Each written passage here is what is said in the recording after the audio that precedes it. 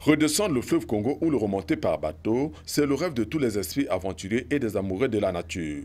Avec ses 4600 km de long, le fleuve Congo est le 5e fleuve du monde par sa longueur. Ce fleuve n'est pas seulement une frontière naturelle entre les deux Congos et encore moins une simple voie de communication dont les deux États ont en commun, mais aussi une destination touristique à découvrir. C'est vraiment une destination touristique. Pour ceux qui n'ont pas l'habitude de voyager par bateau, je vous en prie, c'est l'occasion de faire une surprise, hein, parce que vous découvrez la nature, les chaînes de montagne. Hein, c'est une découverte. Vous voyez, tel que nous sommes, nous naviguons du côté de la RDC. Nous voyons les différentes chaînes de montagne. Le voyage par bateau, c'est un voyage vraiment merveilleux. Ce beau paysage que je vois, les pêcheurs qui viennent s'accrocher et je respire de l'air frais et ça me fait vraiment du bien. Le fleuve Congo, avec son paysage singulier, ses chaînes de montagnes qui bordent les deux rives, des stations de pêche inondées du fait des dernières crues catastrophiques, de balais de pirogues de marchandises qui viennent amarrer le bateau, sont autant de clichés susceptibles d'attirer des écotouristes.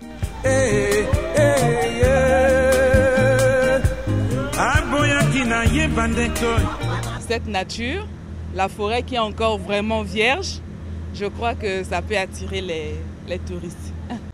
Partir de Brazzaville en République du Congo pour Bangui en RCA, soit 1200 km à parcourir en 12 jours par bateau, peut paraître ennuyant. Mais en le faisant, on se rend compte d'une réalité contraire. Car à bord du bateau comme ville de Brazzaville, c'est une ville flottante où tout est permis. Cuisiner, manger, boire et danser ou se déplacer d'une cabine à une autre sans être inquiété. C'est pas aussi trop ennuyant parce que de temps en temps, il faut sortir quand on regarde un peu ce paysage-là. Ça nous fait oublier un peu ce stress que nous avons en ville et ça nous permet de nous refaire encore, quoi. Voilà. Parce qu'être en contact avec la nature, c'est pas... ça fait beaucoup plaisir, hein? Ça fait vraiment du bien. Devant chaque village situé au bord du fleuve Congo et de ses affluents, le balai de pirogues ne cesse pas. Si certaines parviennent à se coller contre le plat-bord du bateau et réaliser des échanges commerciaux, d'autres par contre finissent par se faire renverser par les vagues. Des spectacles susceptibles d'attirer également des touristes.